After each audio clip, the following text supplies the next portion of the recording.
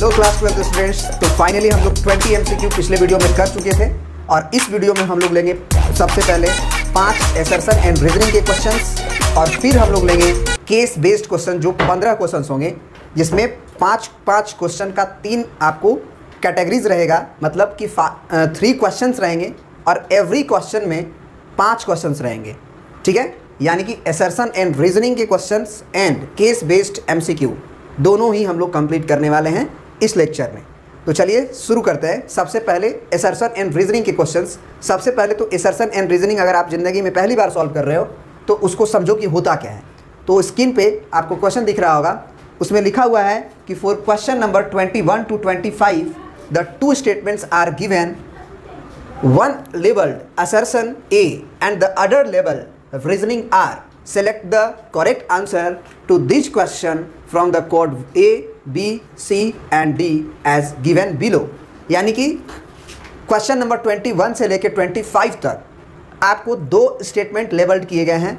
Statement जो पहला है वो बोला गया है असर्शन A के नाम से, और जो दूसरा स्टेटमेंट लेबल है वो लेबल्ड है आपका रीजनिंग रीजन्स आर के नाम से। और आपके पास 4 कोड दिए जा रहे हैं, code number A, code number B, code number C, code number D. यही चारों कोड उन 5 क्वेश्चंस के आंसर होने वाले हैं। तो सबसे पहले समझते हैं कि पहला क्या है, दूसरा क्या है, तीसरा क्या है, कौन से कोड का क्या मतलब है। पहला कोड में लिखा हुआ है कि both A and R true and R is the correct explanation of A. मतलब ये हुआ कि असर्शन भी ट्रू है, रीज़न भी ट्रू है, और रीज़न जो है वो असर्शन का पूरी तरह से कमांड कर रहा है, यानी पूरी तरह से एक्सप्लेन कर पा रहा है उस असर्शन का। मतलब असर्शन को हम लोग इसी रीजन से डिफाइन कर सकते हैं, कुछ ऐसा। और बी कोड का क्या बोल रहा है, तो बी कोड बोल रहा है कि हमारा assertion A and reasons are both will be true, क्योंकि इसमें भी लिखा हुआ है कि both A and R true but R is not the correct explanation of A. इसका मतलब ये हुआ कि रीज़न जो है वो एक्सप्लेन नहीं कर पा रहा है इस चीज़ को, लेकिन रीज़न गलत नहीं है, रीज़न भी ट्रू है, असर्शन भी ट्रू है। अब आते हैं तीसरा पे। तीसरा बोल रहा है कि A is true but R is false, मतलब कि असर्शन तो ट्रू है लेकिन रीज़न फॉल्स है। और लास्ट बोल रहा है डी कोड कि assertion is false and R is true, यानी कि A is false and R is true.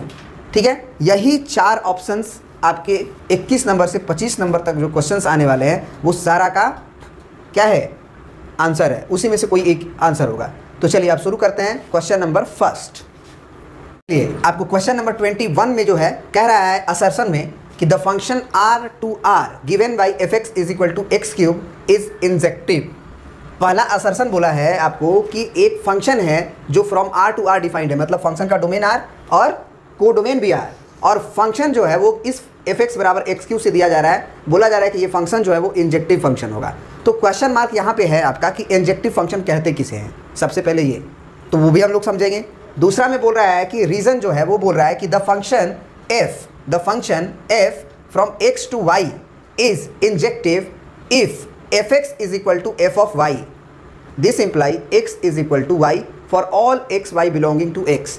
तो इस ये डेफिनेशन बता रहा है कि इंजेक्टिव फंक्शन का ये डेफिनेशन होता है कि अगर आपको एक फंक्शन एफ एक्स वाई बराबर एफ एक्स दिया हुआ है तो आप इस x के जगह पे अगर आप 2 वैल्यूज़ रख रहे हैं x और y, तो आपको एफ एक्स बराबर एफ ऑफ वाई मिल रहा है। ये दोनों बराबर ही मिल रहा है। यदि आप ये चाह रहे हैं कि x और y डिफरेंट है, मतलब आप ये सोच के यहाँ पे x और y को डिफरेंट पुटअप कर रहे हैं ताकि ये वैल्यू जो है वो बराबर आए, लेकिन x और y बराबर आ जा रहा है। तो ये डेफिनेशन आपको बहुत बढ़िया से तब समझ में आएगा जब आप इंजेक्टिव फंक्शन का डेफिनेशन अच्छे से समझेंगे। तो सबसे पहले हम लोग इंजेक्टिव फंक्शन को क्लियर करते हैं, फिर इस बात को भी हम लोग क्लियर कर लेंगे। ठीक है, तो इंजेक्टिव फंक्शन किसे कहते हैं, 1 जो फंक्शन होता है उसी का नाम इंजेक्टिव फंक्शन होता है, आप जान लीजिए। ठीक है, यानी कि 1 फंक्शन को ही हम लोग इंजेक्टिव फंक्शन भी कहते हैं।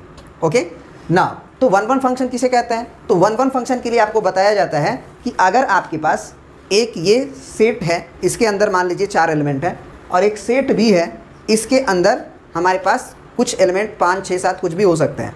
लेकिन अगर ये 1 फंक्शन है तो इसमें एवरी एंड ईच एलिमेंट का एसोसिएशन एक ही एलिमेंट के उधर से होगा। इधर का ऐसा नहीं कि 2 एलिमेंट इधर का ले लिए या 4 एलिमेंट का 1 से जुड़ाव कर दिए। तो 4 का जुड़ाव यदि 1 से करेंगे तो ये मेनी हुआ और 1 हुआ, तो मेनी 1 फंक्शन नहीं, 1 का 1 से एसोसिएशन, 1 का 1 से एसोसिएशन, समझ गए आप? This is called the 1-1 function. तो हमें बोल रहा है कि ये जो x³ है वो इंजेक्टिव है, यानी कि 1-1 है, पहले ये क्लियर कर लो। तो सबसे पहले आप एक बात बताओ कि क्या इसमें आप x का कोई भी वैल्यू डालोगे तो y का एक ही वैल्यू मिलेगा ना? इसके लिए 2 तरीका है समझने का। एक तो ग्राफिकली समझ लो, y बराबर x³ का ग्राफ खींच लो आप। तो y बराबर x³ का ग्राफ जो होता है वो डांसिंग ग्राफ होता है, ये है ना, ये डांसिंग ग्राफ होता है ऐसे करके। अब सोचो यहाँ पे तुम कोई भी x अगर 1 पुट करते हो, जैसे मान लो कि हम 1 पुट करते हैं तो y का वैल्यू हमको 1 मिलेगा। x 2 पुट करते हैं, y का वैल्यू 8 मिलेगा, क्योंकि 2 दूना 4 दूना के 8। फिर x का वैल्यू अगर 3 पुट करते हो तो y का वैल्यू तुम्हें 3 3 9 3 27 मिलेगा। कहने का मतलब ये है कि एवरी x पे एक ही y वो देगा। फिर अगर आप -1 पुट करने लगो यहाँ पे तो वो वैल्यू -1 देगा, ठीक है। अगर -2 पुट कर रहे हो तो वैल्यू वो -8 देगा। अगर -3 पुट कर रहे हो -27 देगा। यानी कि आप एवरी एंड ईच x पे अलग अलग ही वैल्यूज आपको मिल रहा है। तो 1-1 फंक्शन का क्या डेफिनेशन होता है ग्राफिकली, कि अगर आप ग्राफ खींच लिए तो आप हॉरिजॉन्टल लाइन खींचो ग्राफ के ऊपर, और अगर हॉरिजॉन्टल लाइन ग्राफ के एवरी पोर्शन पे खींचा जाएगा और वो केवल एक ही जगह अगर हमारे ग्राफ को इंटरसेक्ट करे, तब उसे हम लोग क्या कहते हैं? 1-1 फंक्शन। लेकिन अगर वही ग्राफ मान लीजिए ऐसा हो गया जैसे ये, और इस पर अगर हम हॉरिजॉन्टल लाइन खींच दिए तो उससे क्या हुआ कि ये y और ये y सेम हुआ, क्योंकि ये ओरिजिन था, ये x एक्सिस था आपका। तो ये x एक्सिस के पैरेलल लाइन खींचने से ये y1 अगर डिस्टेंस हुआ तो ये भी y1 डिस्टेंस ही माना जाएगा। तो यहाँ पे हुआ क्या कि मान लीजिए ये x1 और ये x2 है, तो 2x पे, बहुत इंपॉर्टेंट कॉन्सेप्ट चल रहा है यहाँ पे, 2x पे सेम ही y मिला। यानी कि आप अगर x बॉक्स में x1 बना लें, x2 बना लें और x बॉक्स में y1 बना लें, तो x1 पे भी हमारा डिस्टेंस ये लेंथ y1 ही मिल रहा है और x2 पे भी हमारा y1 ही मिल रहा है। मतलब कि ये हो गया मेनी 1 फंक्शन। इसीलिए डेफिनेशन होता है कि आप हॉरिजॉन्टल लाइन खींचो और हॉरिजॉन्टल लाइन से क्या बदलेगा? x बदलेगा, लेकिन y का डिस्टेंस सेम होगी। तो अगर कोई भी दो x के वैल्यू के लिए अगर सेम y मिल गया तो हम उसे 1-1 फंक्शन नहीं कहेंगे। एक हॉरिजॉन्टल लाइन के लिए एक ही y मिले, मतलब ग्राफ हमारा कोई भी हो आपका एक ही जगह इंटरसेक्ट करे, हॉरिजॉन्टल लाइन अगर आप खींचते हो तो, ठीक है। ये हुआ। ये क्या कहता है? ये डिफाइन कर रहा है हमारे इंजेक्टिव फंक्शन को। अब बोलोगे कैसे डिफाइन कर रहा है? तो देखो, ये हमारा डिफाइन किया गया है कोई फंक्शन x2y, बढ़िया, x2y डिफाइन किया गया, capital X and capital Y। बोल रहा है कि अगर ये x define from function f define from x to y is injective if fx is equal to f of y, this imply x is equal to y। मतलब कि अगर 2y बराबर हो रहा है तो उसमें आने वाला जो x और y जो 2 हो रहा है वो 2 नहीं हो के बल्कि सेम ही होगा। बहुत बढ़िया कॉन्सेप्ट है। ये y को हम चाह रहे हैं सेम होना, f ये दोनों बराबर कर दिए, इसका मतलब ये भी तो y होता है।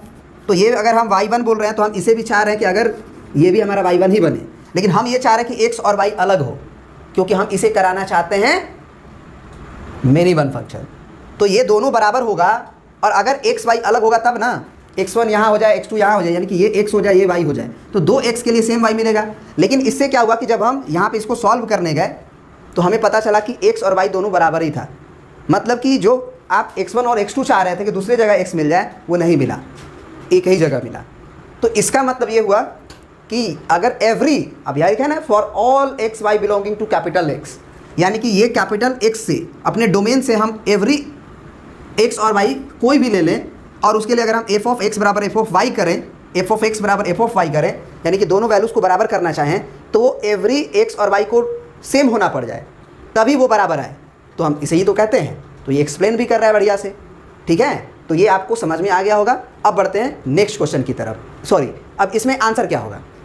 इसमें 4 कोड दिया गया था, both a and r true and r is the correct explanation of a। तो यहाँ पे पहला स्टेटमेंट होगा ट्रू, क्योंकि ये आपका इंजेक्टिव फंक्शन था ही, और दूसरा ने डिफाइन भी कर दिया, यही तो डेफिनेशन होता है, ठीक है। तो ये हो गया तुम्हारा क्या,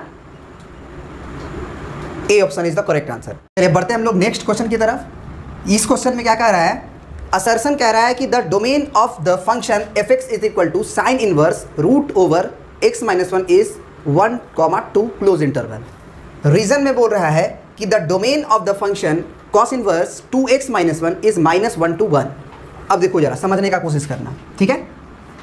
अगर हमसे इस फंक्शन का डोमेन पूछ रहा है तो इसका मतलब साइन इन्वर्स का डोमेन पूछ रहा है। तो आप याद करो कि साइन इन्वर्स के अंदर कहाँ से कहाँ तक वैल्यूज हो सकता है।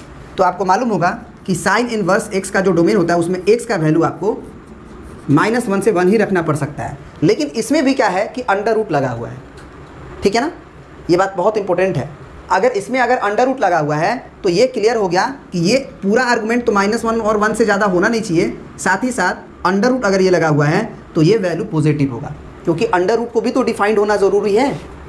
डोमेन पूरे फंक्शन को डिफाइन करता है ना, तो कोई भी फंक्शन का कोई भी पार्ट अगर अनडिफाइंड होगा तो वो फंक्शन अनडिफाइंड मान लिया जाता है। तो अगर इस पूरे फंक्शन को डिफाइंड होना है तो अंडर रूट को भी डिफाइंड होना होगा और साइन इन्वर्स को भी डिफाइंड होना होगा। तो साइन इन्वर्स का डोमेन तो हमको मालूम है कि अगर इसे एक्स माना जाए तो वो -1 से 1 जाएगा, लेकिन ये अंडर रूट में है तो निश्चित रूप से हमें क्या लिखना होगा इसका डोमेन, कि वो अंडर रूट वाली कहानी 0 से बड़ी होगी।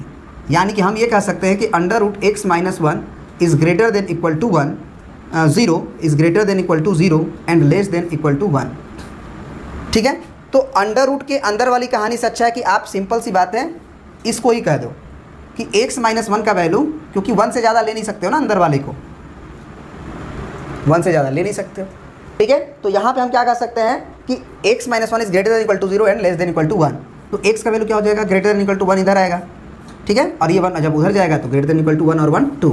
तो डोमेन हमारा आया हुआ है 1 से लेके 2 तक, तो ये तो सही बात है, डोमेन 1 से लेके 2 तक है। ठीक है, अब आ जाते हैं रीजन पे। तो रीजन में बोल रहा है कि the domain of the function cos inverse 2x - 1 is -1 to 1। जरा इसे देखा जाए, कोस इनवर्स का भी डोमेन क्या होता है, -1 से 1 ही होता है। उसका आर्गुमेंट आपको मालूम होगा कि अगर कॉस इनवर्स x भी रहता है, कॉस इनवर्स x भी रहता है, उसमें भी x आप वैल्यू -1 से 1 ही पुट कर सकते हो। तो ये 2x - 1 है, इसका मतलब ये हुआ कि 2x - 1 is nothing but lies between -1 to 1। That means कि जब 1 को आप ट्रांसफ़र करोगे तो 2x का वैल्यू हो जाएगा, जब -1 इधर आएगा तो +1 होगा तो 0 हो जाएगा, और लेस देन इक्वल टू ये 1 उधर जाएगा तो 2 हो जाएगा। फिर आप दोनों तरफ 2 से डिवाइड करोगे x को पाने के लिए, तो 2 से जब डिवाइड करोगे तो 0 डिवाइडेड बाई 2 0 हो जाएगा, और यहाँ पे 2 डिवाइडेड बाई 2 1 हो जाएगा। तो इसका तो डोमेन हमारा क्या आया 0 से लेके 1 तक, जबकि इसका डोमेन आपको -1 से 1 दिया है ना। दैट मीन्स कि ये फॉल्स है, यानी कि असर्शन ट्रू हो गया और रीज़न फॉल्स हो गया, यानी कि code number C is the correct answer. ठीक है, चलिए अब बढ़ते हैं नेक्स्ट क्वेश्चन की तरफ। चलिए तो अब हम लोग शुरू करते हैं क्वेश्चन नंबर 23। इसमें बोल रहा है कि असर्शन में ए में कि if A is equal to 8 4 3 0 -2 6 and B is equal to 2 4 -5 और -2 2 1, ये दो ए और बी मैट्रिसेस दिए हैं और बोल रहा है कि then the matrix X, then the matrix X, ये एक्स मैट्रिक्स का वैल्यू दिया गया है सच दैट कि क्या हो जाए 2a + 3x 2a + 3 capital X is equal to what, is equal to 5 of b, ये बात हो जाए। तो सबसे पहले हम लोग असर्शन को चेक करते हैं कि वो सही है कि नहीं पहले, फिर हम लोग रीज़न पे आएंगे। ठीक है, तो अगर ये देखा जाए कि 2a + 3x is equal to 5b हो रहा है कि नहीं हो रहा है, इसका मतलब सबसे पहले आपको 2a निकालना होगा और 3x ये आपको दिया हुआ है। तो आप क्या कर लो कि इसमें 3 से मल्टीप्लाई कर लो और इसमें आप 2 से मल्टीप्लाई कर लो और b में 5 से मल्टीप्लाई कर लो और चेक कर लो कि वो बराबर है कि नहीं। तो 2a कैसे आएगा आप देखो, तो 2a के लिए आप क्या करोगे कि इसके एवरी एलिमेंट में 2 से मल्टीप्लाई करना पड़ेगा। तो मल्टीप्लाई कर लो, 8 दूना के 16, 4 दूना के 8, 3 दूना के 6, 0 में 2 का गुना करोगे 0, -2 दूना के 4 और 6 दूना के 12, ये आ गया तुम्हारा 2 ऑफ ए मैट्रिसेस। ठीक है, अब निकालते हैं हम लोग 3 ऑफ एक्स मैट्रिसेस। तो 3 ऑफ एक्स मैट्रिसेस के लिए क्या करना होगा, एक्स मैट्रिसेस में 3 का मल्टीप्लाई, तो 3 से जब एक्स में मल्टीप्लाई करेंगे तो एवरी एंड ईच एलिमेंट्स में मल्टीप्लाई होगा, तो -6 हो जाएगा, ये आपका 12 हो जाएगा, 4 3 जा, और ये जब 3 से मल्टीप्लाई करोगे तो बस 3 3 कट जाएगा, तो ये -31 होगा। फिर आगे आते हैं, इसमें मल्टीप्लाई करेंगे तो -10 होगा, 3 3 कट जाएगा, ये 14 होगा और ये आपका -7 होगा। ठीक है ना, क्योंकि 3 कट जाएगा केवल। तो ये 2a आ गया, ये 3x आ गया, हम इसको बस ऐड करना है अभी। फिर 5b निकाल लेते हैं, तो 5b के लिए क्या करना होगा हमको, b में 5 से मल्टीप्लाई करना होगा। तो जब b में हम 5 से मल्टीप्लाई करेंगे तो क्या होगा, 5 2 जा 10, फिर ये -10, फिर नीचे 5 से मल्टीप्लाई कर रहे हैं तो 20, फिर यहाँ भी 5 से मल्टीप्लाई करोगे कितना आएगा आपका -25, और यहाँ मल्टीप्लाई करोगे तो 5 दूना के 10 है ना, और फिर ये हो जाएगा 5 1 जा 5। अब बस ये चेक करना है कि इन दोनों का एडिशन इसके बराबर है कि नहीं है। चला चेक करा जाए। तो 16 को और माइनस पहला एलिमेंट जोड़ोगे तो पहले एलिमेंट से मैच करना चाहिए। तो 16 में अगर आप -6 को ऐड करते हो तो 10 ही तो मिलेगा, क्योंकि 6 घट जाएगा, सही आ रहा है। 0 में -10 जोड़ोगे -10 आ ही रहा है, 8 में 12 जोड़ोगे तो 12 और 8 20 हो जाता है ही। फिर 14 में -4 जोड़ोगे 10 आ ही रहा है, ठीक है। 6 में 31 जोड़ोगे माइनस, तो वो माइनस में क्या बचेगा 25 सही ही है, और 12 में 7 घटाओगे तो 5 बचेगा ही, मतलब कि असर्शन इज ट्रू। अब आ जाते हैं रीज़न पे। चलिए तो अब रीज़न जो है वो उसमें कह रहा है कि दो आपको मैट्रिसेस दिया है और दोनों का एडिशन ये दिया है। कह रहा है कि तो अगर इसके बराबर है तो a² + b² बराबर 22 होगा। तो ज़रा देखा जाए कि इसको क्या हो रहा है पहले। तो इसको दो मैट्रिसेस को ऐड करना है तो एवरी एलिमेंट्स को आप जोड़ते हो, पहला से दूसरा से तीसरा से जो भी है करस्पॉन्डिंग। तो a और 1 को जोड़ेंगे तो क्या आएगा a + 1, वो वैल्यू किसके बराबर आएगा 5 के। फिर 2 और 4 को ऐड करोगे तो 6 के बराबर आ रहा है, लिखने की ज़रूरत नहीं है। 3 और -2 को ऐड करोगे तो 1 आएगा, उसको लिखने की ज़रूरत नहीं है। -b और 2 को ऐड करो तो -b + 2 को अगर ऐड करते हो तो वो आ जाएगा 0। तो यहाँ से b का वैल्यू क्या हो जाएगा तुम्हारा 2, है ना, b का वैल्यू आ जाएगा 2, और यहाँ से a का वैल्यू क्या आ जाएगा तुम्हारा 4, a का वैल्यू क्या आ जाएगा 4। तो अगर a = 4 हो गया और b = 2 हो गया, a = 4 हो गया और b = 2 हो गया, तो a² + b² क्या होगा, तो यानी कि 4 का स्क्वायर 16 और 2 का स्क्वायर 4, है ना, 4 चौके 16 और 2 दूना 4, तो 16 4 तो 20 ही होगा ना भाई, 22 थोड़ी हो जाएगा। यानी कि a² + b² का वैल्यू जो 22 आ रहा है वो रॉन्ग है, यानी कि रीज़न इज़ फॉल्स, यानी कि option number C, code number C is the true, because of assertion is true and reason is false. चलिए अब बढ़ते हैं नेक्स्ट क्वेश्चन की तरफ।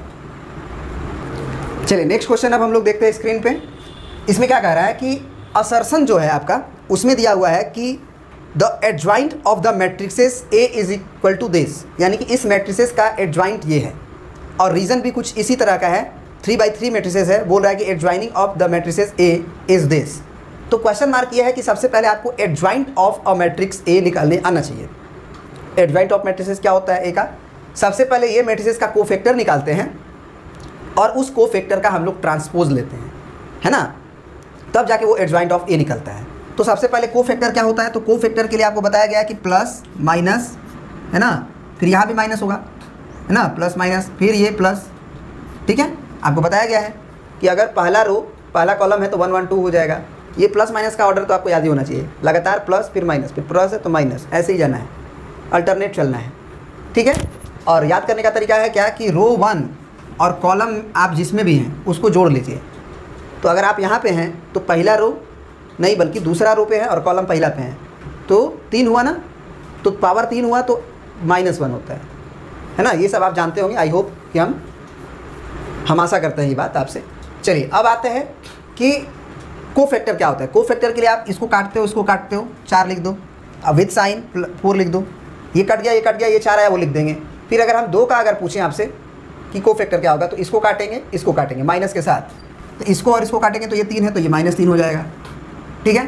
फिर अब 3 का अगर कोफैक्टर निकालने आए तो ये माइनस है तो पहले माइनस रहेगा, इसको काटेंगे, काटने का मतलब ये होता है, ये 2 होगा।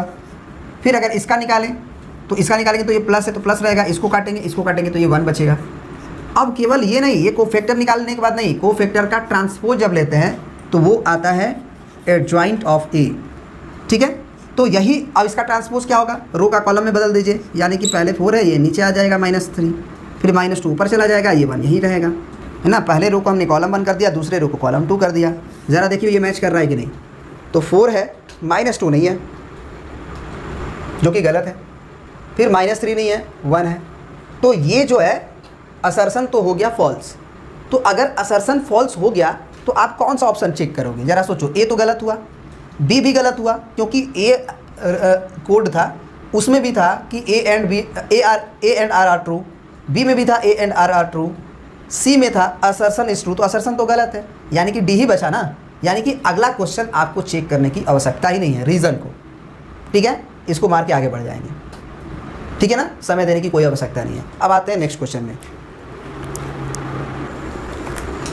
अब चलिए हम लोग last question assertion and reason का देख रहे हैं। 25 कह रहा है कि if f(x) = this then f(x) = 2x + cos x, है ना। तो देखा जाए हम लोग को डिफरेंशिएशन आती है, असर्शन हम आराम से चेक कर सकते हैं कि अगर ये फंक्शन है तो इसका डिफरेंशिएशन क्या होगा।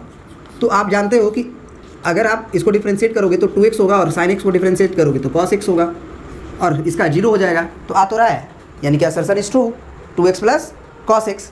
अब आ जाते हैं नेक्स्ट क्वेश्चन पर। रीज़न क्या कह रहा है कि if 2x plus 3y is equal to sine x then dy by d x is equal to cos x plus 2 is equal to 3, cos x plus 2 is equal to 3। देखा जाए तो सबसे पहले देखो डिफ्रेंशिएट कर दो x के respect में विथ रिस्पेक्ट टू x, तो 2 इंटू एक्स है तो 2x का डिफ्रेंशिएशन x के रिस्पेक्ट में 2 होगा, 3 बाहर, y का डिफ्रेंशिएशन x के रिस्पेक्ट में dy बाई डी एक्स होगा और sin x का डिफ्रेंशिएशन cos x होगा। अब 2 को उधर भेज दो तो यहाँ पे आ जाएगा और 3 को भी उधर भेजो तो 2 को भेजोगे तो ये क्या बनेगा cos x माइनस 2 और divided by 3 is equal to dy by d x.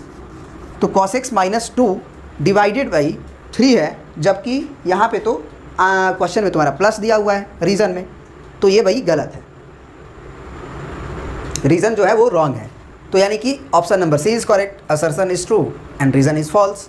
ठीक है, अब आते हैं नेक्स्ट क्वेश्चन की तरफ। अब देखिए, अब आता है हमारा केस बेस्ड एमसीक्यू में पहले क्या होता है जरा सा जान लीजिए, है ना।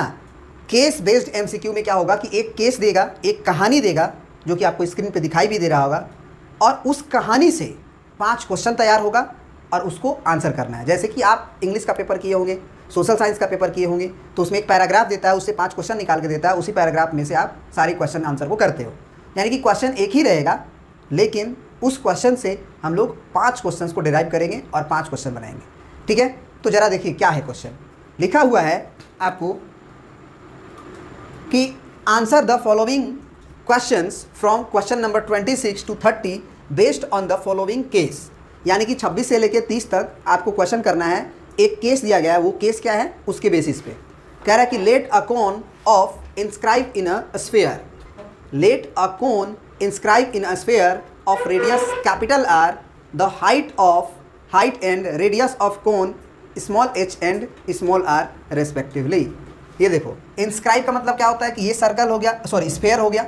स्फीयर में सर्कल में अंतर होता है। फुटबॉल जो होता है वो क्या होता है, स्फीयर होता है, जबकि अगर हम चूड़ी की बात करें या कड़ा की बात करें, this is the circle, this is the circle. तो ये एक स्फीयर है, ये क्या है, एक छोड़ो यार, ये एक स्फीयर है और इस स्फीयर के अंदर एक कोन है।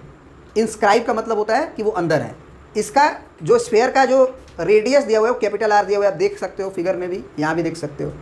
ठीक है, अब यहाँ पे देखो और क्या बोला है कि ये जो कोन है उसका हाइट जो है, यानी यहाँ से यहाँ तक की दूरी, वो स्मॉल h है और रेडियस कोन का स्मॉल r है। ठीक है, based on the above information answer the following question. अब इसी थ्योरी पे आधारित आप 5 क्वेश्चंस को करिए। तो चलिए अब हम लोग पहला क्वेश्चन देखेंगे इसका। चलिए, तो सबसे पहला रिलेशन बोल रहा है कि the relation between small r and capital R in terms of small x। ठीक है, यानी कि रिलेशन हमको स्मॉल r और कैपिटल R मिलाना है in the terms of x। तो आप देख लो, है ना, आप देख लो, यहाँ पे कैपिटल R है, यहाँ पे स्मॉल x है और स्मॉल r है। तो एक राइट एंगल ट्रेंगल तुम्हें दिखाई दिया होगा, है ना, ये राइट एंगल ट्रेंगल तुम्हें दिखाई दिया होगा।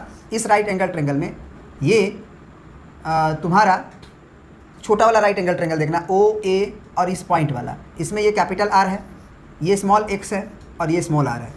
ठीक है ना, छोटा वाला, ये केवल इस पोर्शन को हम देखने की बात कर रहे हैं।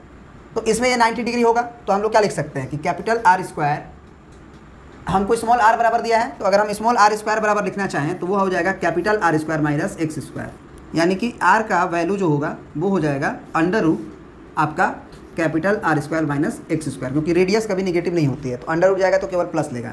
यानी कि कौन सा ऑप्शन हो जाएगा आपका, under root R square minus x square, यानी कि B option is the correct option. अब आ जाते हैं नेक्स्ट क्वेश्चन 27 पर।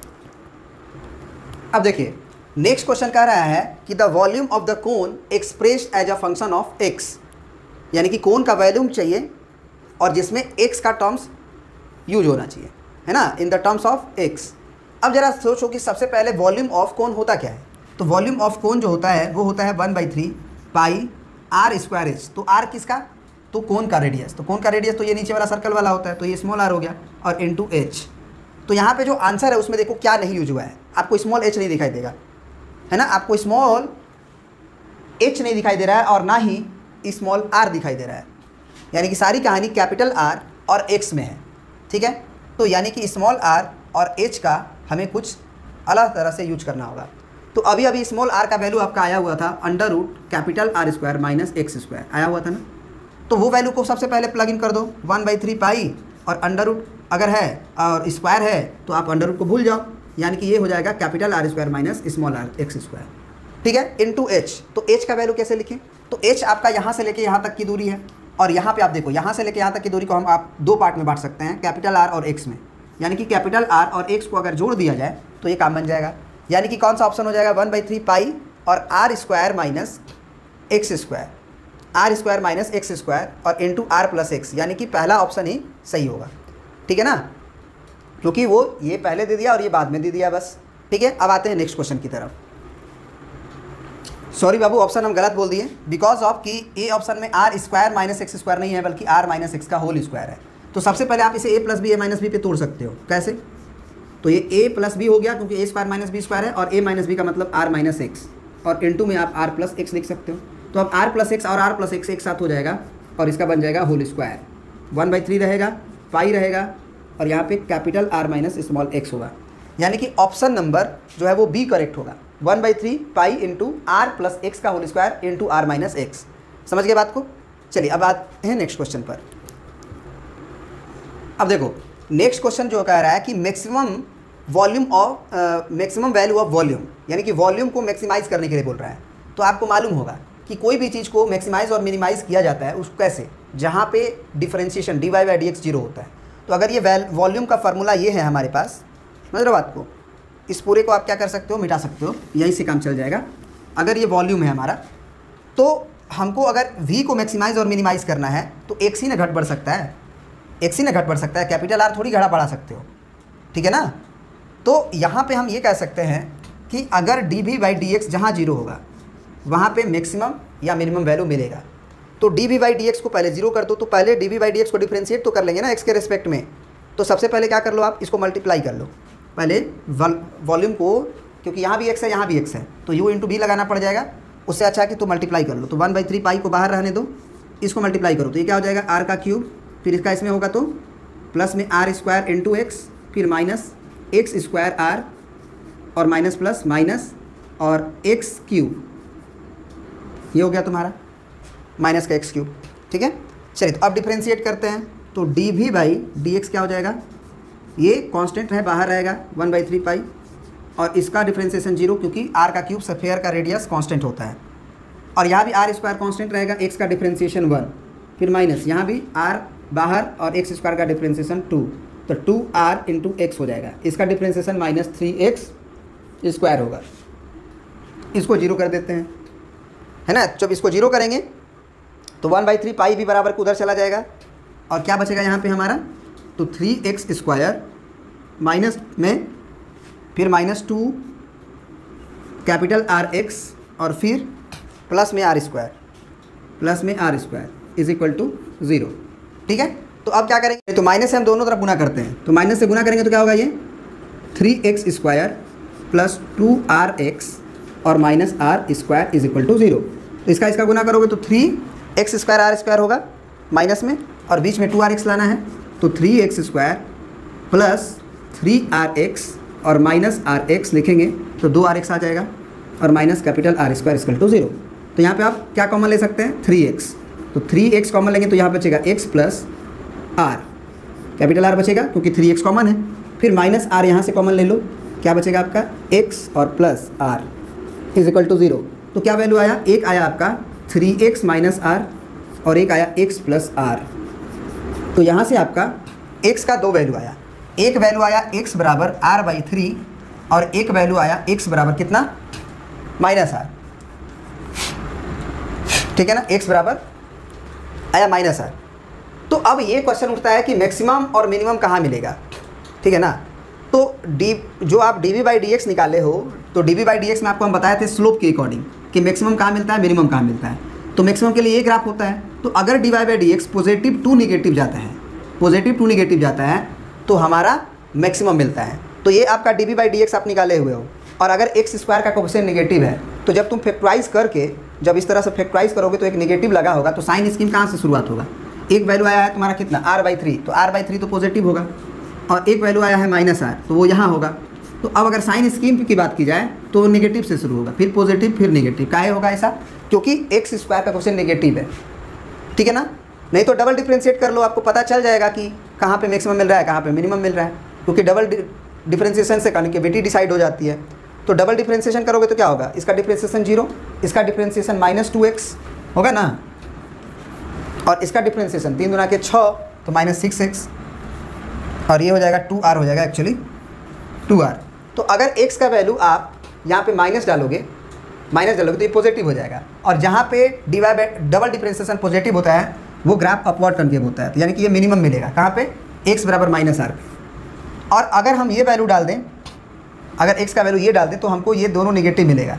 अगर ये दोनों नेगेटिव मिलेगा तो ग्राफ होगा डाउनवर्ड कनकेव। तो डाउनवर्ड कनकेव का मतलब कि वो मैक्सिमम मिलेगा, तो मैक्सिमम आपको r/3 पे मिलेगा। और यहाँ पे भी स्लोप के अकॉर्डिंग आप देख सकते हो कि प्लस टू माइनस जा रहे हैं, प्लस टू माइनस, तो यहीं पे आपको मैक्सिमम मिलेगा। इसका मतलब कि x बराबर r/3 डालने पे वॉल्यूम मैक्सिमम होगा। तो वॉल्यूम का तो फार्मूला यही है, 1/3 into x r² - x² into r + x। तो अगर इसको वॉल्यूम को मैक्सिमम करना है तो आपको x का वैल्यू r/3 पुट करना होगा, -r पे तो मिनिमम मिलेगा। तो अब r/3 पुट कर दें और आंसर देख लें क्या होगा। तो अब जो है हम लोग फाइनली इसमें आप पुटअप करने जा रहे हैं और उससे वॉल्यूम हमारा आ जाएगा, ठीक है ना। तो हम थोड़ा सा जगह बना लेते हैं यहाँ पे इसमें। चलिए अब हम लोग पुट करते हैं r/3। तो ये 1/3 हुआ, पाई हुआ, ये r² हुआ, माइनस आप x की जगह पे r/3 पुट करेंगे तो ये r² 3 9 होगा, और इनटू ये हो जाएगा r + r/3। तो जरा ये मन में कैलकुलेशन करते हैं। तो ये 9r² में से एक r² घटेगा तो 8r² होगा।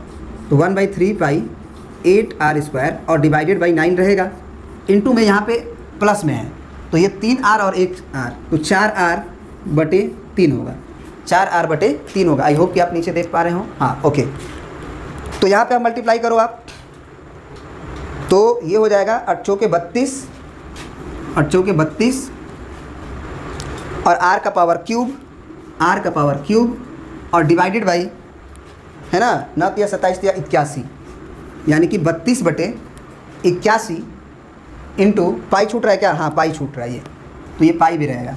तो 32/81 और पाई r क्यूब, 32/81 पाई r क्यूब, यानी कि option number A is the correct answer. अब आते हैं नेक्स्ट क्वेश्चन की तरफ। ये पूछ रहा है कि the value of small r, small h and v when small r and small h का वैल्यू पूछ रहा है, जिससे कि हमारा v इज मैक्सिमम, यानी कि वॉल्यूम मैक्सिमम हो। तो वॉल्यूम मैक्सिमम होने के लिए तो आपने रेडियस का तो x का वैल्यू तो आपने क्या निकाला? Capital R/3। तो अगर वो सेकेंड नंबर पे हमको r और h का वैल्यू चाहिए, तो r का वैल्यू ये है। सबसे पहले तो ये देखो, कैपिटल स्मॉल r बराबर r² - x²। तो आप इसमें क्या डालो? x का वैल्यू डाल दो। ये कितना? r/3। तो ये कितना हो जाएगा? √ ये होता है r² माइनस ये r/3 डालोगे तो उसका स्क्वायर होगा, तो r² 9 हो जाएगा। यहाँ पे क्या हो जाएगा? 9r² में से 1 घटेगा तो 8r² 9 का बनेगा √ ठीक है ना। यानी कि आप ऊपर से बाहर निकाल लोगे, 2 8 आएगा, क्योंकि 2 दूना 4 दूना 8 होता है, लेकिन √2 अंदर आ जाएगा, और r² से कैपिटल R बाहर और नीचे से 3 बाहर, यानी कि 2√2/3 इंटू r। एक है ए ऑप्शन में और बस है ए ही ऑप्शन में, ठीक है ना, क्योंकि 2√2 आ रहा है ना ये ऑप्शन में। चलिए, तो 2√2/3 इंटू कैपिटल R, और कोई ऑप्शन में भी है ही नहीं, ठीक है। तो आपका यही option A is the correct answer. और अगर स्मॉल h का भी वैल्यू निकालना चाहते हैं तो स्मॉल h का वैल्यू क्या है? कैपिटल R प्लस x है। तो x का वैल्यू तो आपका निकाला हुआ है, तो क्या है? r प्लस r/3, क्योंकि x का वैल्यू यही आया हुआ है आपका। तो जोड़ोगे तो कितना आ जाएगा? 4r/3, यानी कि यही option is the correct answer, A option. अब आते हैं नेक्स्ट क्वेश्चन की तरफ। ये इसके पहले क्वेश्चन 29 बताए थे, ये क्वेश्चन जो है 30 है। कह रहा है कि the ratio of the volume of the cone and the volume of sphere when volume of the cone is maximum, यानी कि जब कोन का वॉल्यूम मैक्सिमम हुआ था उस समय आप रेशियो निकालिए। किसका किसका? तो कोन के वॉल्यूम का और स्फीयर के वॉल्यूम का। तो कोन का जो मैक्सिमम वैल्यू था, हम लोग अभी क्वेश्चन नंबर 28 में करके आए हैं, मैक्सिमम वैल्यू ये आया हुआ था। तो ये हो गया, डिवाइडेड बाई क्या पूछ रहा है हमसे? Volume of sphere. तो स्फीयर का वॉल्यूम क्या होगा? तो वो फार्मूला आपको होना चाहिए स्फीयर का वॉल्यूम का याद, 4/3 और पाई r क्यूब, 4/3 पाई r क्यूब, ये स्फीयर का वॉल्यूम होता है। तो r क्यूब से r क्यूब कट गया, पाई से पाई कट गया, ठीक है। और ये 4 से 4 बटे 32 कट गया और 3 से 27 बार में ये कट गया, यानी कि 8/27। तो ऑप्शन नंबर, ये शायद 4 से कट रहा है 4/32, तो 8/27, यानी कि option number B is the correct answer. ठीक है, अब बढ़ते हैं नेक्स्ट क्वेश्चन की तरफ। अब देखिए फिर से जो क्वेश्चन है उसका भी डायरेक्शन आपको बता रहा है, आप देख सकते हैं स्क्रीन पे। कह रहा है कि डायरेक्शन दिया हुआ है, answer the question from 31 to 35 based on the following case. ये आपको केस दिया गया है, consider the 2 matrices A and B, है ना। इस केस पे बेसिस आप जो है 5 क्वेश्चन जो नीचे दिए गए हैं उसको करिए। लिखा भी है, on the basis of above information answer the following question. आपको मैट्रिसेस ए में दिया है 1 2 3, 4 -1 2 0 1 1। बी ऑप्शन में, बी मैट्रिसेस में दिया है 1 1 0, -1 2 3 और 4 6 0। अब आते हैं क्वेश्चन पर। क्वेश्चन नंबर 31 में आपसे पूछ रहा है कि the order of matrix A. कितना आसान क्वेश्चन है, ए का ऑर्डर पूछ रहा है।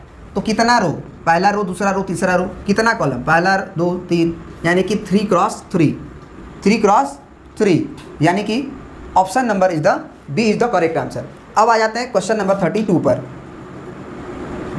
ठीक है, कह रहा है कि the matrices A B is given by. तो अब तो बढ़िया क्वेश्चन हो गया, क्योंकि मैट्रिसेस ए इंटू बी आपको निकालना पड़ेगा। कैसे निकाला जाता है ए इंटू बी, ठीक है ना, ये आपको आना चाहिए। तो सबसे पहले हम क्या करते हैं कि सबसे पहले बी, चलो कर देते हैं डायरेक्ट। आपको कैसे निकाला जाता है ए इंटू बी आप देखते रहिएगा, क्योंकि यहाँ पे आप गुना करने भी सीख जाइएगा मैट्रिसेस का, 2 मैट्रिसेस का मल्टीप्लाई करने भी सीख जाइएगा। ठीक है ना। चलिए, तो सबसे पहले हम लोग क्या करते हैं कि रो को फिक्स करते हैं। पहले रो को फिक्स कर दिए और इसके कॉलम को फिक्स करते हैं। इसके रो को फिक्स करते हैं पहले और इसके कॉलम को फिक्स करते हैं। मल्टीप्लाई करते हुए, जोड़ते हुए चले जाएंगे, है ना, क्योंकि ये जगह जो है वो किसका है, पहला रो और पहला कॉलम। तो पहला रो और पहला कॉलम के नंबर्स को करस्पॉन्डिंग मल्टीप्लाई करके जोड़ के लिखना है, यानी कि 1 × 1, 1 × 1 1 होगा, फिर प्लस 2 × -1, तो 2 × -1 कर दीजिए तो -2 होगा, फिर 3 × 4 कर दो, 3 चौके 12 होगा प्लस में। ये पहला रो हो गया, ख़त्म। अगर आप यहाँ का एलिमेंट लिखना चाहते हो तो ये सोचो कि पहले कहाँ है, दूसरा रो है और कॉलम 1 है, यहाँ वाला जगह दूसरा रो है ना, ये पहला रो चल रहा है, ये दूसरा रो। तो यहाँ वाला एलिमेंट जब लिखोगे तो ये पहला दूसरा रो है, तो इस पर टिक करो और कॉलम 1 को फिक्स करके मल्टीप्लाई करोगे करस्पॉन्डिंग, यानी कि 4 एकम 4, फिर -1 का 1 में, तो -1 × -1 कितना हो जाएगा, +1।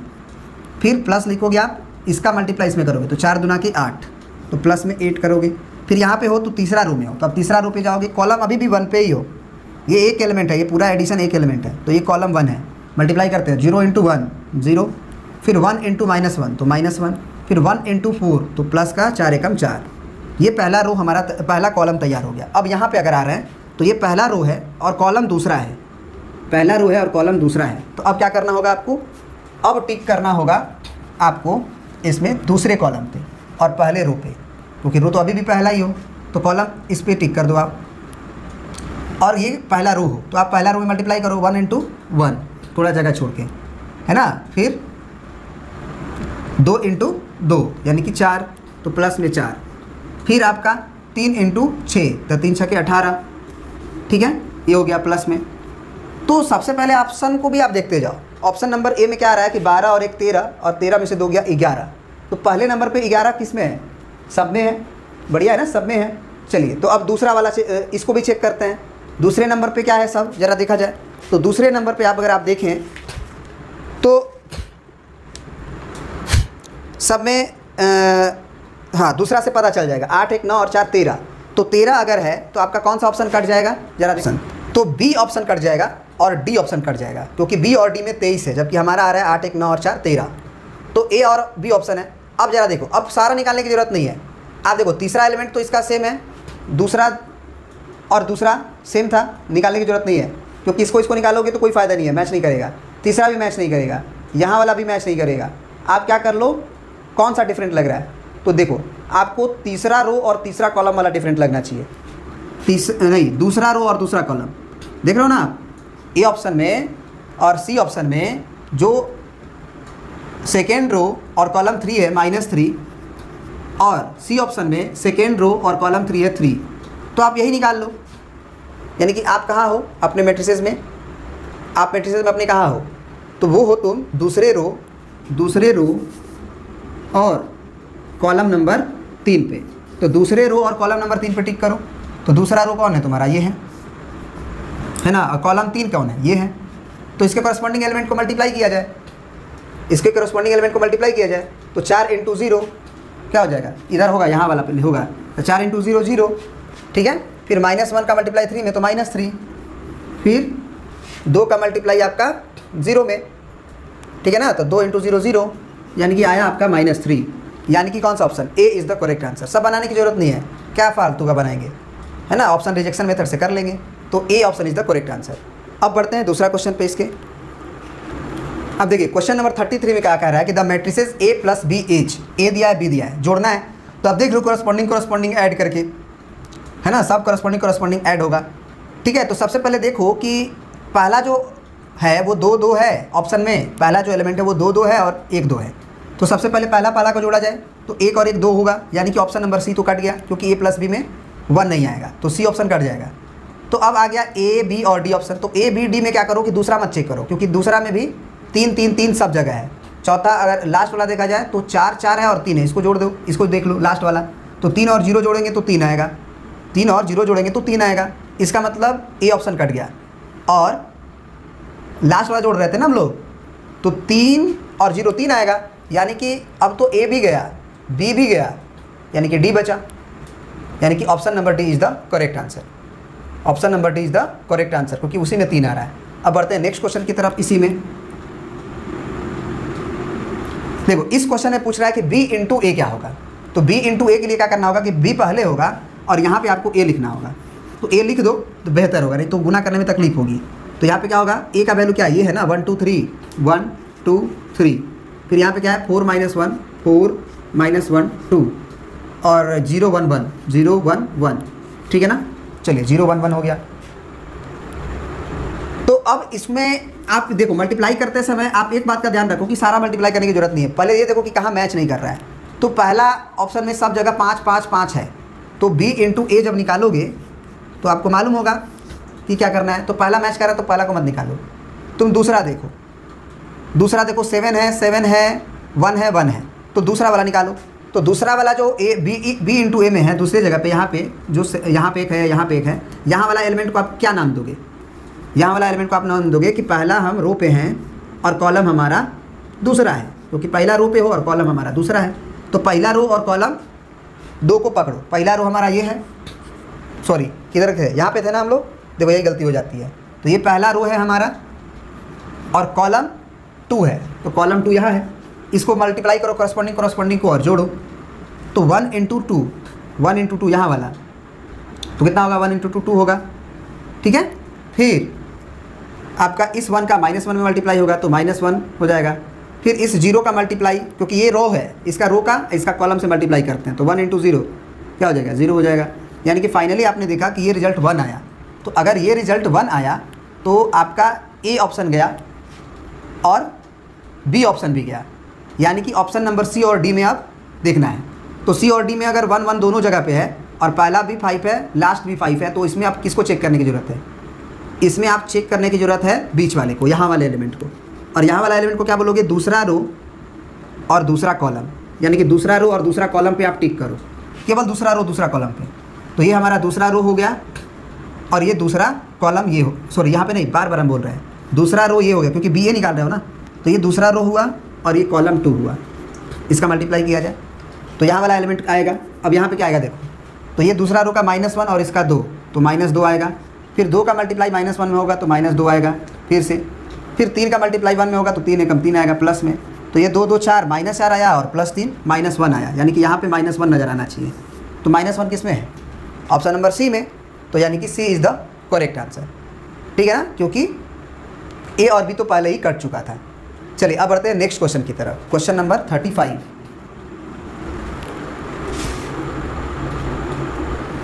अब देखिए जो आपका क्वेश्चन नंबर 35 है उसमें पूछा है कि the matrices A transpose plus B transpose is given by. तो सबसे पहले A ट्रांसपोज कैसे निकालते हैं, तो A ट्रांसपोज के लिए हम लोग रो का कॉलम, कॉलम का रो करते हैं। तो ये 1 2 3 यहाँ आ जाएगा 1 2 3, फिर ये 4 - 1 2 यहाँ आ जाएगा, 4 - 1 2, ये आ जाएगा 0 1 1, ये A ट्रांसपोज हो गया। और अब आते हैं B ट्रांसपोज पे।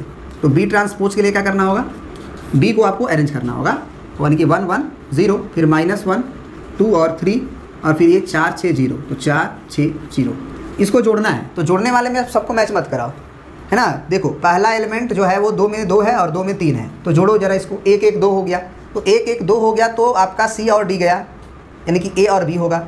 अब A और B में अगर दूसरा देखा जाए तो 3 ही 3 है, हाँ 1 है 4 1 है 3 लास्ट वाला, तो यहाँ पे आप जोड़ो, तो इसको जोड़ोगे 0 और 4 में, तो एडिशन 4 आएगा, तो B ऑप्शन कट गया, तो बचा A ऑप्शन, तो A option is the correct answer.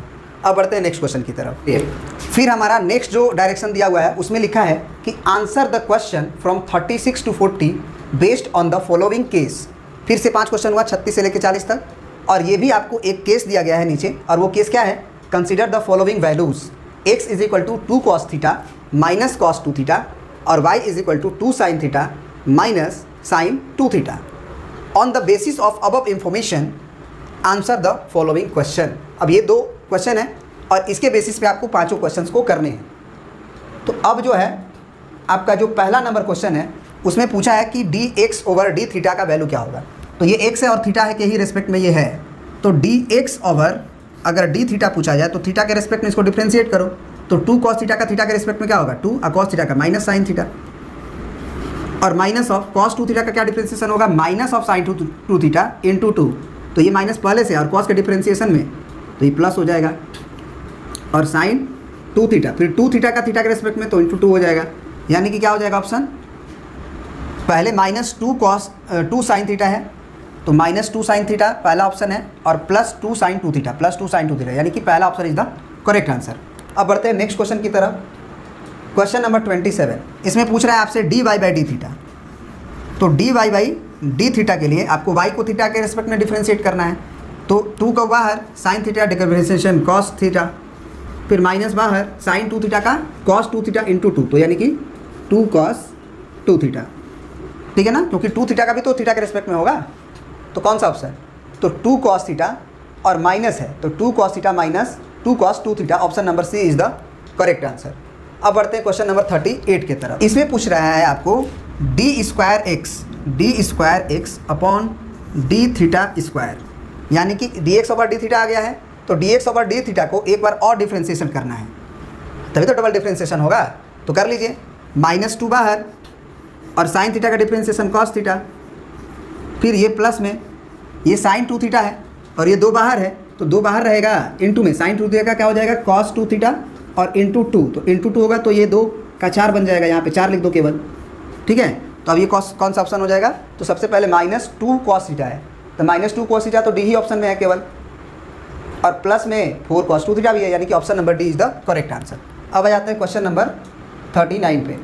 तो 39 में कह रहा है कि d2y/d थीटा स्क्वायर क्या होगा, यानी कि अब y का डबल डिफ्रेंशिएशन, तो इसको डबल डिफ्रेंशिएट करोगे तो क्या आएगा, 2 को बाहर cos थीटा का माइनस, तो -2 sin थीटा, डबल डिफ्रेंशिएशन लिख रहे हैं, फिर ये माइनस बाहर और 2 बाहर, cos 2 थीटा का माइनस sin 2 थीटा, तो ये प्लस हो जाएगा, और ये sin 2 थीटा, और फिर 2 थीटा का क्या होगा, 2 होगा, तो ये 2 दूना के 4 हो जाएगा, यानी कि माइनस में 2 sin थीटा है, तो माइनस में 2 sin थीटा बी और डी दोनों में नजर आ रहा है, प्लस में sin 2 थीटा नजर आना चाहिए 4 में, प्लस में 4 sin 2 थीटा, यानी कि option number B is the correct answer. अब लास्ट क्वेश्चन देख रहे हैं, क्वेश्चन नंबर 40। इसमें पूछा है तुमसे कि dy/dx क्या होगा। तो dy/dx का फॉर्मूला क्या होता है, अगर तुम्हें dy/dx निकालना है तो आसान है, कैसे,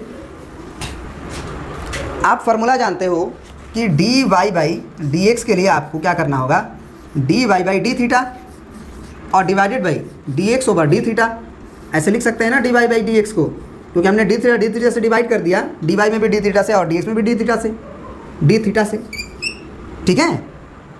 अब क्या होगा, इसका वैल्यू हमको मालूम है dy/d थीटा का, dy/d थीटा यही है, और dx/d थीटा ये है, इसका मतलब इसका अपॉन में हमको ये लिखना है 2 sin, ये माइनस में 2 sin थीटा और प्लस 2 sin 2 थीटा, ठीक है ना, ये हो गया। अब 2 तो कट रहा है ना, सीधा 2 आपको कटते हुए दिखाई देगा, तो ये होगा cos theta minus cos 2 theta और upon sine theta minus sine 2 theta. अब इसको क्या करना होगा, थोड़ा सा रीअरेंज करने की ज़रूरत है, ठीक है ना, थोड़ा सा रीअरेंज करने की ज़रूरत है। अब यहाँ पे तुम क्या कर सकते हो कि cos c minus cos d का फार्मूला लगेगा और यहाँ sin c minus sin d का फार्मूला लगेगा। तो cos c minus cos d का फार्मूला आपको याद होना चाहिए, क्या होता है, -2 sin, लिख देते हैं, देखो फार्मूला तुम्हारे सामने दिखाई दे रहा होगा, ठीक है ना। तो ये कितना हो जाएगा, -2 sin c plus d by 2, -2 sin, तो c हो गया थीटा और d हो गया 2 थीटा, तो यानी कि 2 थीटा बाई 2 हो गया, और into sine c minus D by 2, तो साइन हो गया ये, और c माइनस डी करोगे तो थीटा माइनस 2 थीटा, तो थीटा माइनस 2 थीटा और डिवाइडेड बाई 2, ठीक है ना। आई होप कि आप वहाँ तक देख पा रहे हो, हाँ बिल्कुल देख पा रहे हो। और डिवाइडेड बाई यहाँ पे बनेगा formula sine c minus sine D का, तो sine c minus sine D का क्या होता है, 2 cos c plus D by 2, तो 2 cos c plus D by 2 करोगे तो अब तो थीटा और 2 थीटा को जोड़ने जान ही गए हो, है ना, 3 थीटा बाई 2 हो जाएगा, और इनटू साइन हो जाता है sine c minus D by 2, तो साइन में करोगे तो साइन थीटा माइनस 2 थीटा, तो माइनस थीटा बाई 2 होगा, घटा लो ना, चाहे लिख दो, क्या दिक्कत है, थीटा माइनस 2 थीटा बाई 2, तो कौन कौन कट जाएगा, साफ दिख रहा होगा कि ये वाली कहानी इस वाली कहानी से कट जाएगी, 2 से 2 कट जाएगा, और ये दोनों कहानी सेम आएगी क्योंकि ये भी तो 3 थीटा बाई 2 ही आएगा और ये भी 3 थीटा बाई 2 ही है, तो यानी कि tan का बन जाएगा 3 थीटा बाई 2, और एक माइनस यहाँ की वजह से माइनस लगा रहेगा, तो माइनस का tan 3 थीटा बाई 2, यानी कि ऑप्शन जो है इसका कौन सा हो जाएगा, माइनस का माइनस गायब हो जाएगा क्या जी, अच्छा ये एक माइनस छूट रहा है हमसे क्या, हाँ बिल्कुल, यहाँ जो एक माइनस है वो क्या करेगा, माइनस जैसे ही हम कॉमन लेंगे तब ना ये sine c minus sine D बचेगा, तो ये प्लस हो जाएगा, यानी कि ये छूटा हुआ था हमसे भूल के, यहाँ पे माइनस कॉमन लेने के बाद ये बनेगा, ठीक है ना। तो अब जो है वो माइनस माइनस कट जाएगा, यानी कि option number C is the correct answer. तो इस तरह से हम लोगों ने कंप्लीट कर लिया क्वेश्चन। अगर वीडियो आपको अच्छा लगे तो लाइक करें, अपने फ्रेंड्स के पास शेयर करें, ठीक है, और सब्सक्राइब ताकि आपको नेक्स्ट वीडियो भी मिल पाए, और ऑल बेल आइकन दबाएं ताकि कोई वीडियो अपलोड हो तो आप तक पहुंचे। चलिए, थैंक यू।